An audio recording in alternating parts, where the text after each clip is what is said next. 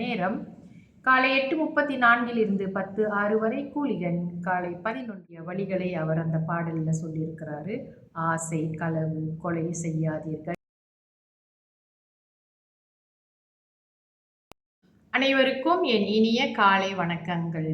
தடைகள் அகலவும், ஞானம் வெற்றி, நினைத்த காரியத்தை சாதிக்கவும் இன்று சதுர்த்தி விரதம்.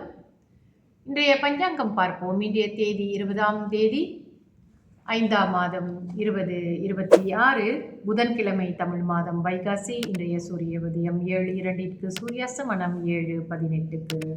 இன்றைய திதி வளர்பிறை சதுர்த்தி. முடியும் நேரம் இன்று மதியம் 1:37க்கு. அதன் பிறகு பஞ்சமி ஆரம்பமாகும். இன்றைய நட்சத்திரம் திருவாதிரை.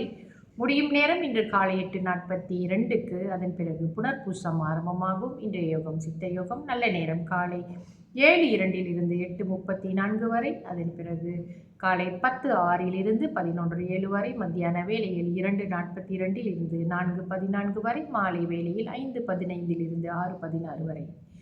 ராகுகால நேரம் மதியம் 1:10 இருந்து 2:42 வரை. யமகண்ட நேரம் காலை 8:34 இருந்து 10:06 வரை. கூலிகன் காலை 11:38 இருந்து மதியம் 1:10 வரை.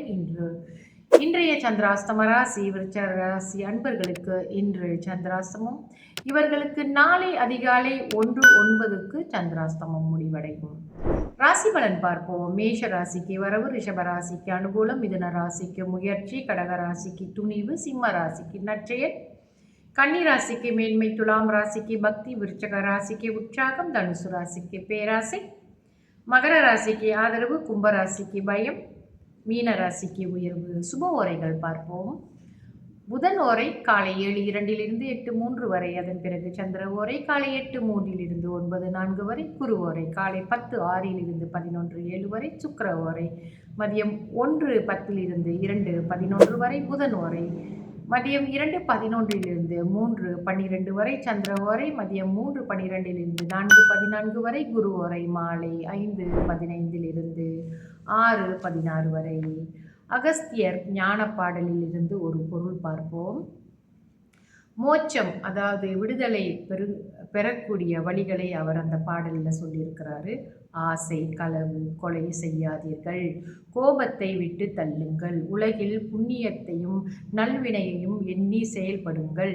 பாவங்கள் தீய செயல்களை செய்யாதீர்கள் என்றும் பல சாஸ்திரங்கள் கூறுவதை பாருங்கள்.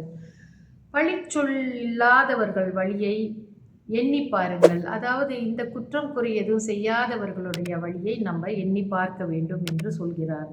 நல்லோர் வழியில் செல்லுங்கள், இதுவே நம்மளுக்கு மோட்சத்திற்கான வழிகாட்டல் என்று அவர் அந்த பாடலிலே கூறியிருக்கிறார். தொடர்ந்து என்னுடைய பதிவுகளை இணைந்திருங்கள். நன்றி, வணக்கம்.